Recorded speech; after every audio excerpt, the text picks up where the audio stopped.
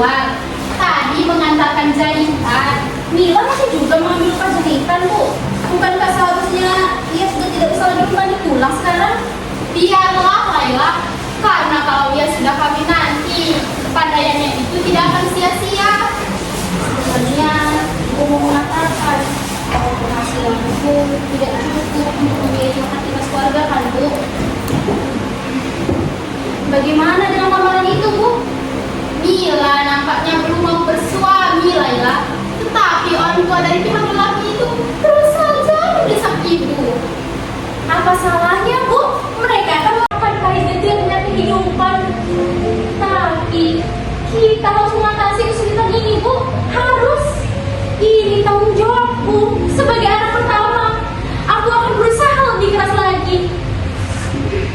Andai saja aku punya uang 1 juta. Ibu sudah merasa bahagia kalau kau bahagia, Laila. Karena nasibku bersuami tidak baik benar.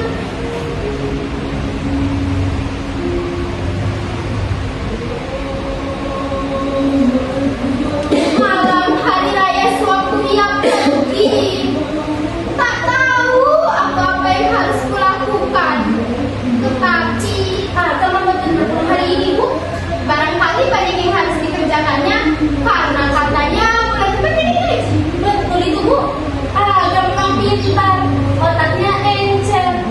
Tapi karena kita tidak punya uang, kita tidak bisa membiayai sekolahnya lebih lanjut. Tapi kalau dia mau berusaha lebih keras lagi, tentu dia akan jadi berguna di masyarakat, Bu.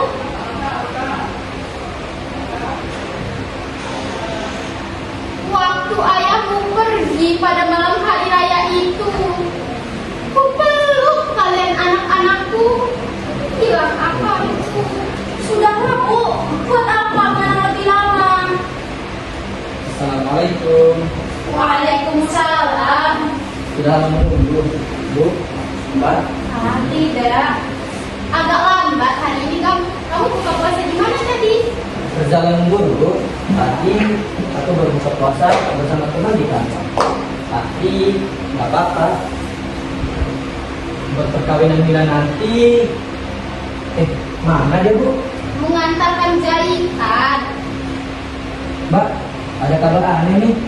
Tadi pagi aku tiba-tiba berjumpa dengan seorang yang mirip dengan ayah. Begitu. Iya. Waktu akhirnya berbelanja di sentral, tiba-tiba dia berhadapan dengan seorang tua yang kira-kira berumur 50 tahun. Katanya sih orang itu sumpah benar dengan Abdul Habib. Tidak mungkin dia ada di sini, kan? Tapi kan kata orang dia masih di Singapura kan, Bu? Iya, tapi itu udah 7 tahun yang lalu. Waktu itu kata orang dia memiliki toko yang sangat besar di sana dan hidupnya juga sangat mewah. Selama hari raya ini berapa hari kau libur, kan? 2 hari, Mbak. Tapi apa Mbak masih ingat dan lupa ya? Daya lagi aku. Semestinya masih ingat karena pada waktu itu Mbak sudah berusia 8 tahun. Aku saja masih ingat walau bersama-sama. Daya lagi aku, kan? Sudah lama aku akan jadi produk tebakannya.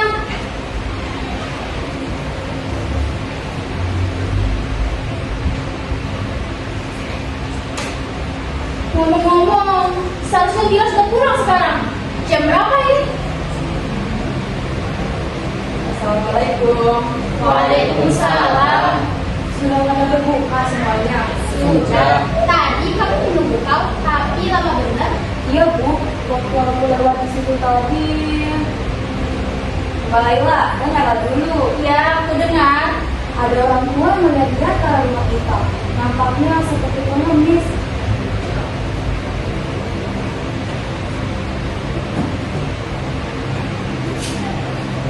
Ya, kenapa semuanya pada diam? Hah? Orang tua? Bagaimana rupanya? Hari sudah mulai gelap, jadi tidak begitu jelas kelihatannya. Tapi cukup tinggi sepertinya, Gang. Coba aku lihat dulu.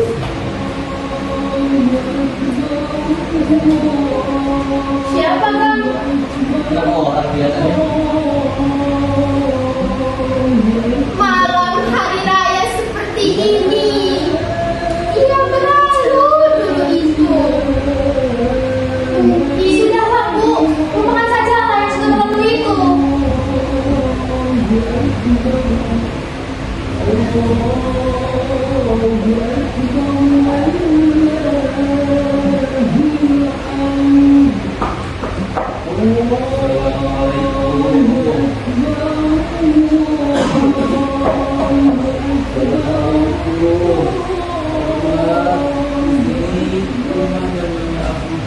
Astagfirullah, seperti suara ayahku, nak. Ayahku pulang, nak. Tina, Iya, ya, benar. kau kan Tina? Abdul Halim, engkau Halim. Engkau banyak berubah, Halim. Iya Tina, 10 tahun dan kita terlalu banyak berbodoh. Dan mereka anak kita Tina. Ya, mereka adalah anak-anak kita. Sudah lebih besar sekarang. Mari duduk dan pandangilah mereka. Silakan duduk, ayah. Ayah boleh duduk. Itu saja boleh. Ayahku pulang, nak. Ayah, aku Mila.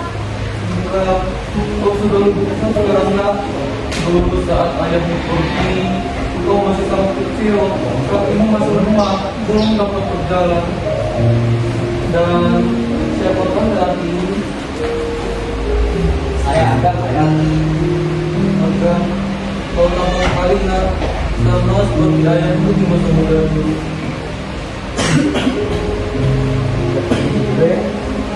Aku senang sekali tak tahu apa yang harus kulakukan. 10 tahun aku jadi saudagar kaya di Singapura, tapi nasibku malang sekali. Toko-tokoku habis terbakar, saham-saham yang kubeli merosot semua nilainya. Sementara aku sudah mulai tua. Lalu keluargaku, anak istriku tergambar kembali dalam mata dan jiwaku. Kalian seperti mengharap simpatiku.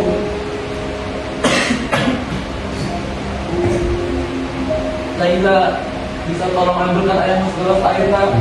Hanya engkau yang tidak.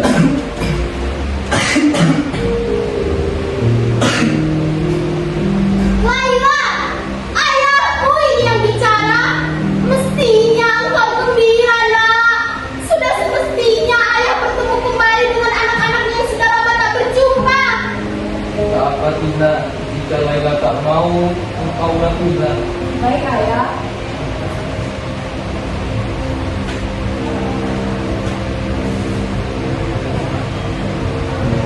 Iya, jangan katakan kamu seorang ayah, Laila.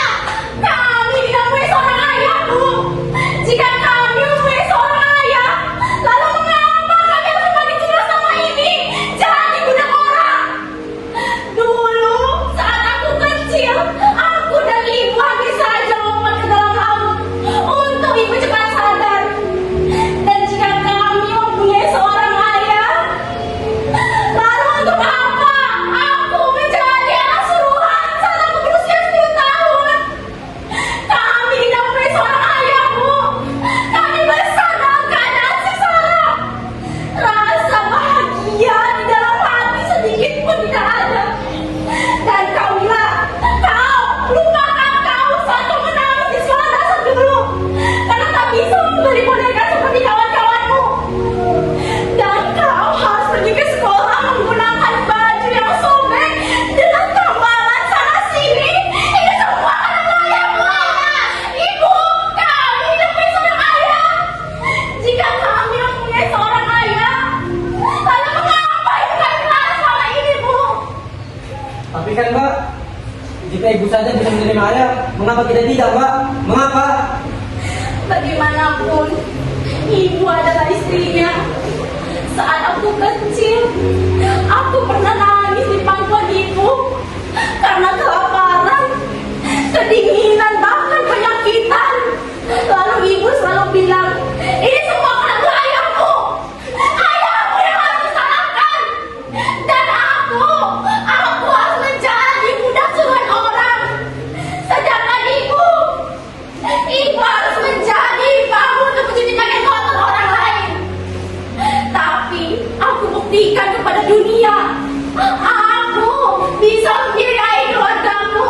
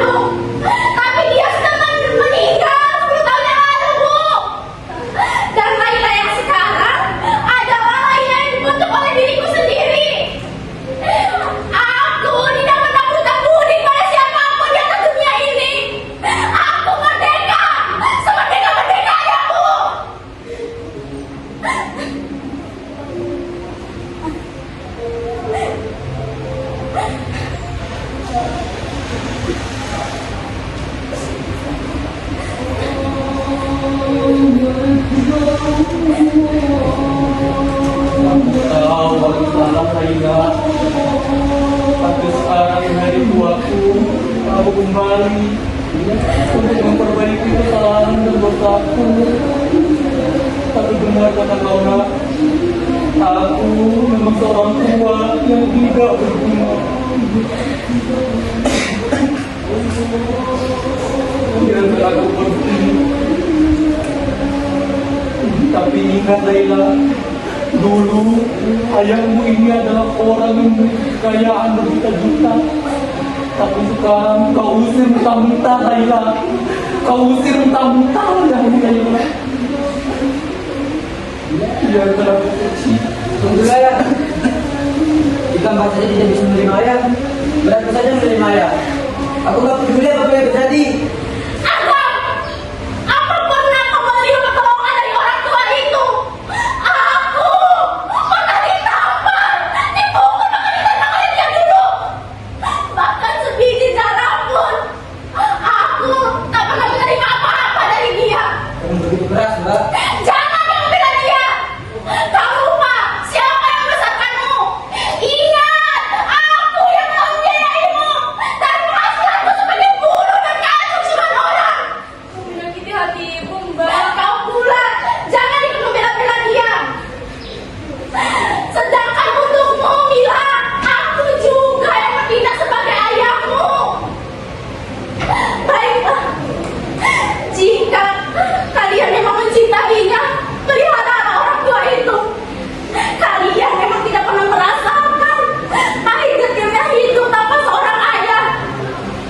Baiklah, demi kebahagiaan saudara-saudaraku, aku tak ingin mereka menderita sepertiku.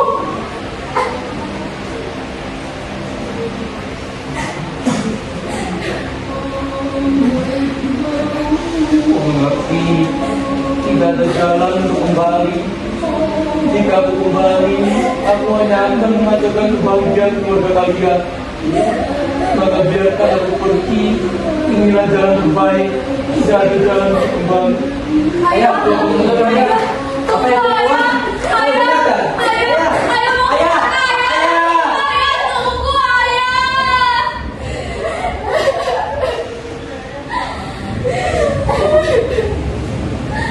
Ayah, malam hari raya dia pergi, dan sekarang dia datang untuk pergi kembali. Seperti gelombang yang dimainkan oleh angin topan. Demikianlah nasib ibunda.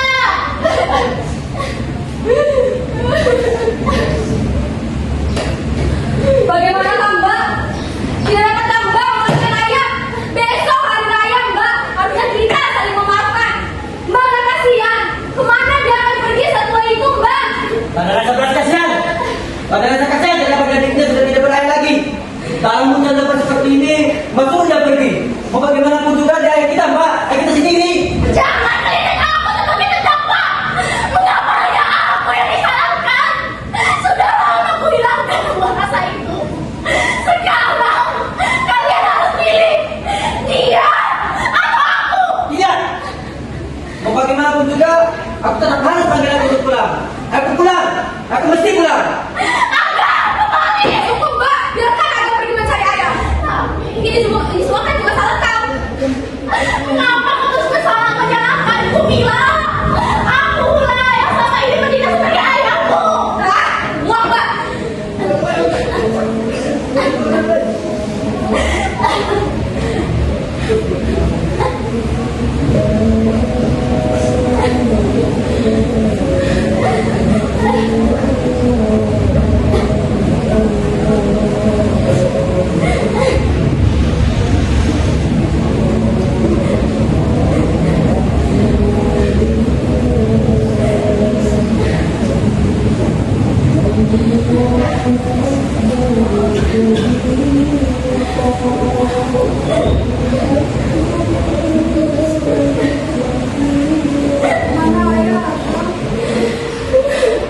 Mana ayahmu, nak?